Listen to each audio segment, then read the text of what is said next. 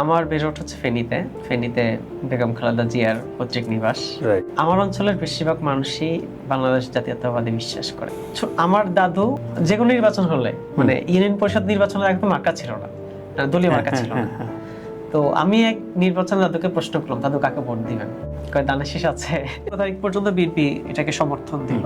16 তারিখ আবু সাইদ শহীদ হন এবং কি 16 তারিখ পলিটিক্যাল পার্সন হিসেবে ওয়াসিম শহীদ হন। ওয়াসিম শহীদ হওয়ার আগে তো লিখেছে, আমি আমার প্রিয় সংগঠন ছাত্র দলের পরিচয়ে শহীদ হব। তা আপনি কি সেটা কি মুছে ফেলতে পারবেন? সে ফেসবুকে লিখেই নেমেছে, সে তার ছাত্র দলের হয়ে সে নামছে মাঠে, সে শহীদ হবে ওই পরিচয়ে। আপনি তো এটাকে মাইনাস করতে পারবেন না। বিএনপি জানতো ইন্টারনেট থাকবে না, জানতো 17 জুলাই বিএনপির প্রত্যেকটা ইউনিটকে নির্দেশনা দেওয়া হয়, তোমরা প্রত্যেকে 5-6টা করে সিম 5-6টা করে ফোন কিনে নাও। আচ্ছা, সারা দেশে।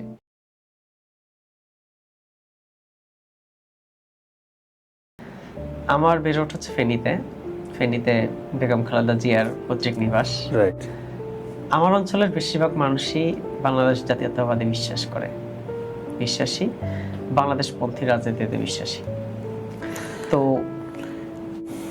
আমার দাদু মানে যে কোনো নির্বাচন হলে মানে ইউনিয়ন পরিষদ নির্বাচনের একদম মার্কা ছিল না, দলীয় মার্কা ছিল না। তো আমি এক নির্বাচন দাদুকে প্রশ্ন করলাম, দাদু কাকে ভোট দিবেন? কয় দানের শীষ আছে। আচ্ছা, তো মানে এটা হচ্ছে পারিবারিকভাবে একটা ধরনের পারিবারিক বলয় থেকে পাওয়া। আচ্ছা আচ্ছা। আবার যদি আমি সেম ভাবে বলি, আমার নানার বাড়ির একটা বৃহৎ অংশ ওনারা হচ্ছে বাংলাদেশ আওয়ামী লীগকে সমর্থন দেন, ভোট দেন। তো আমার বেড়ে ওঠাটা হচ্ছে ওভাবে, কিন্তু আমি কখনো ধরেন হচ্ছে মানে ওভাবে সক্রিয় ছিলাম না ছোটবেলায়। এই যে বাবার মুখে শুনি, দাদুর মুখে শুনি ম্যাডামের বিষয়গুলো, মেজর জিয়ার বিষয়গুলো শুনতে হচ্ছে আমি মানে ওনাদের সম্পর্কে জানার আরো আগ্রহ বেশি তৈরি হয় ওই সময় থেকে। কিন্তু আমার মানে আমি সব সময় সব দলের মানে চিন্তাধারা এগুলো আসলে দেখার চেষ্টা করেছি। আমি এলাকায় সব ধরনের মানুষের সাথে মিশি। যে জাতীয় পার্টি করে, যে জাসদ করে, যে বিএনপি করে, যে আওয়ামী লীগ করে, আমি সবার সাথে মিশেছি, সবার সাথেই কথা বলেছি।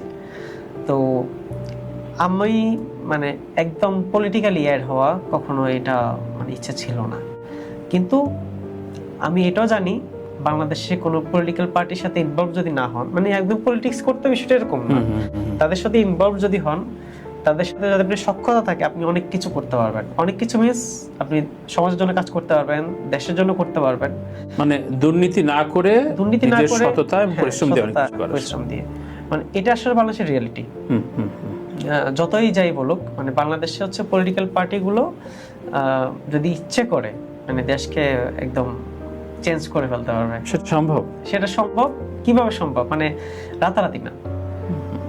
ধরেন এলাকায় যে কাজগুলো হয়, মানে আমি যেটা চোখে দেখেছি, 1 কোটি টাকার বাজেট একটা রাস্তা হয়তো সর্বোচ্চ 40 লাখ টাকা খরচ করে বানিয়েছেন, 6 মাস পরে এই রাস্তা খুঁজে পাওয়া যায় না। তো এখন এই কাজটাকে পাচ্ছে কোন একটা পলিটিক্যাল পার্টির নেতা। তো সে যদি ইচ্ছে করতো তাহলে কিন্তু রাস্তাটা কিন্তু আরো 5 বছর মিনিমাম মানুষ একদম শুধু তার ব্যক্তিগত চাওয়াটা একদম। সবচেয়ে দুর্ভাগ্য বিষয় হচ্ছে মানে আমরা বেশিরভাগ মানুষ মানে যেটা মানে কথিত আর কি, ভালো মানুষরা রাজনীতিতে আসে না, এই জন্য কিন্তু খারাপ মানুষ দিয়ে আপনি শাসিত হন। হ্যাঁ, মানে আমি যেহেতু যাচ্ছি না সুতরাং আমি শাসিত হব এবং এটা নিয়ে কিছু বলতে পারবো না, আবার বলবো যে না তো নোংরা জায়গা। কিন্তু আপনি যদি ওই জায়গায় যেতেন তাহলে আপনি তার চেয়ে বেটার কাজটা করতে পারতেন, কিছুটা হলেও সংস্কার হতো। এখন আপনি ওই জায়গায় যাচ্ছেন না বলেই কিন্তু ওই খারাপ মানুষটা সেই সুযোগটা পাচ্ছে, তখন আপনি আবার রাজনীতিকে গালাগাল দিচ্ছেন। সো এটা কি সামনের সংসদ সদস্য হিসেবে যাওয়ার কোনো অভিপ্রায় আছে কিনা, ওইটার একটা কোনো টার্গেট আছে কিনা? যেহেতু খুব সৃজনশীল জায়গা থেকে একটা দলের সাথে সম্পৃক্ত হয়ে অনেকগুলো গবেষণা কাজ করা হয়েছে এবং সম্পৃক্ত থাকা হয়েছে, একদম শীর্ষ পর্যায়ের নেতাদের সাথে সংযোগ তৈরি হয়েছে নুরুল করিমের। ভাই আমি একটা জিনিস বলতে চাই, আমাকে সংসদ সদস্য হতে হবে এমন না। ধরেন বাংলাদেশে যদি 18 কোটি মানুষ হয়, সবাই তো সংসদ সদস্য হতে পারবে না, কিন্তু সবাই কিন্তু নিজের জায়গা থেকে দেশের জন্য কাজ করতে পারবে। তো আমি চাই আমি যখন যে অবস্থানে থাকি সেই অবস্থানে থেকেই যেন আমি কাজগুলো করতে পারি। 16 তারিখ পর্যন্ত বিএনপি এটাকে সমর্থন দিল। 16 তারিখ আবু সাইদ শহীদ হন এবং কি 16 তারিখ পলিটিক্যাল পার্সন হিসেবে ওয়াসিম শহীদ হন। ওয়াসিম শহীদ হওয়ার আগে তো লিখেছে আমি আমার প্রিয় সংগঠন ছাত্র দলের পরিচয়ে শহীদ হব। তা আপনি কি সেটা কি মুছে ফেলতে পারবেন? সে ফেসবুকে লিখেই নেমেছে, সে তার ছাত্র দলের হয়ে সে নামছে মাঠে, সে শহীদ হবে ওই পরিচয়ে। আপনি তো এটাকে মাইনাস করতে পারবেন না একদমই। এখন এই আন্দোলনে এভাবে কিন্তু হচ্ছে পলিটিক্যাল পার্টিকুলার প্রবেশ 16 তারিখ থেকে। 17 তারিখ হচ্ছে সারা দেশে গায়েবানা জানাজা ছিল। বিএনপি সারা দেশে 51টা জেলায় বিএনপি গায়েবানা জানাজা হচ্ছে কর্মসূচি দিয়েছে, সেদিন পালন করেছে। একটা জেলায় ইমামকে গ্রেফতার করা হয়, ইমামকে গ্রেফতার করা হয় গায়েবানা জানাজা যিনি পড়াচ্ছিলেন। তারপর 18 তারিখ গেল পুরা পল্টন রণক্ষেত্র হলো। 19 তারিখ বিএনপি ছিল জাতীয় ঐক্য সমাবেশ। তো ওই জাতীয় ঐক্য সমাবেশে বিএনপির সর্বোচ্চ নীতি নির্ধারণী ফোরামের সদস্য সহ সাধারণ নেতাকর্মী পর্যন্ত মাঠে ছিলেন। মির্জা আব্বাস থেকে শুরু করে মানে অনেকেই মাঠে ছিলেন। জনাব রুহুল কবির রিজভী গ্রেফতার হলেন ওই দিন। স্থায়ী কমিটির সদস্য আরো 2 জন গ্রেফতার হয়েছেন। এরপরে তো মানে এই সংকলনটার জন্য এই বইটা খুব জরুরি। গ্রেফতার হচ্ছে, ইন্টারনেট অফ হয়ে গেল। বিএনপি কখনো কি ব্যাকফুটে বা একটা একতাবদ্ধ বা যে বিচ্ছিন্ন হওয়ার একটা আশঙ্কা ছিল কিনা? যেহেতু খুব কোর লেভেলে নুরুল করিম ছিলি তো এই সময়, দেখেছিস। বিএনপি জানতো ইন্টারনেট থাকবে না, জানতো। 17 জুলাই বিএনপির প্রত্যেকটা ইউনিটকে নির্দেশনা দেওয়া হয়, তোমরা প্রত্যেকে 5-6টা করে সিম, 5-6টা করে ফোন কিনে নাও। আচ্ছা, সারা দেশে এভাবে বলা হয়। এটা কি একদম মানে তারেক রহমান থেকে নির্দেশ আসে? আচ্ছা আচ্ছা, তারেক রহমান বা বিপির হাইকমান্ড নির্দেশনা দেওয়া হয়। ওই নির্দেশনা মতো সারা দেশের প্রত্যেকটা ইউনিট, বিশেষ করে জেলা শহর পর্যন্ত ওই ইউনিটের যে দায়িত্বপ্রাপ্তরা তারা হচ্ছে এই নির্দেশনা পালন করেন। আচ্ছা, তো 19 তারিখ রাতে ইন্টারনেট অফ করে দেওয়া হয়। বিএনপি জাতীয় ঐক্য সমাবেশ ছিল 19 তারিখ দুপুরে। সেদিন পুরো রণক্ষেত্র হয় পুরো দেশ। এরপর দিন ওই দিন রাতেই ইন্টারনেট অফ করে দেওয়া হয়। এরপর দিন থেকে কারফিউ, মানে সরকার বাধ্য হয়ে কারফিউ দিচ্ছে, কারণ এই আন্দোলন ঠেকানো যাচ্ছে না। 16 তারিখ থেকে একের পর এক ক্লাস পড়ছে, হত্যা করা হচ্ছে আমার সাধারণ ভাইদেরকে। 19 তারিখ যখন কারফিউ দিল,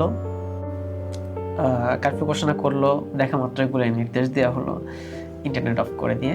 তখন আসলে বিএনপির ওই কানেকশনটা ছিল, যেমন আপনি 5টা সিম নিয়েছেন, আপনার এই 5টা সিমের নাম্বার সেন্ট্রালের কাছে আছে। আচ্ছা আচ্ছা, সো ওইভাবে হ্যাঁ। এখন তৈরি করা আছে। আবার বিষয় আছে, এই সিমগুলো আবার কখন ওপেন হবে সেটা নির্দেশনা দেওয়া আছে। আচ্ছা আচ্ছা, একটা সিম ধরুন হচ্ছে আপনি 20 তারিখ দুপুর ওপেন করেছেন, ওপেন করে ওই সিমটা আবার ছুঁড়ে ফেলে দেওয়া হয়েছে, একবারই ইউজ হয়েছে।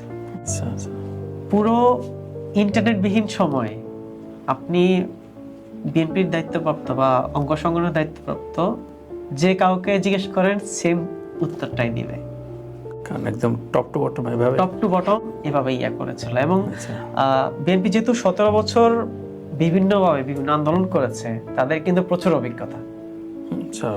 কিভাবে হচ্ছে পাশ কাটিয়ে যাওয়া যায়, কিভাবে হচ্ছে এই যে ট্রেকিং থেকে, আমি গুলশান থেকে ফোন করেছি আপনার সাথে, আমি কিন্তু এই সিমটা এখানে ফেলে দিয়ে আমি আর গুলশানে নেই, আমি কিন্তু মিরপুর সাথে সাথেই। আচ্ছা আচ্ছা, এভাবে আসলে হচ্ছে মানে কাজগুলো হয়েছে, ট্র্যাক না করতে পারে।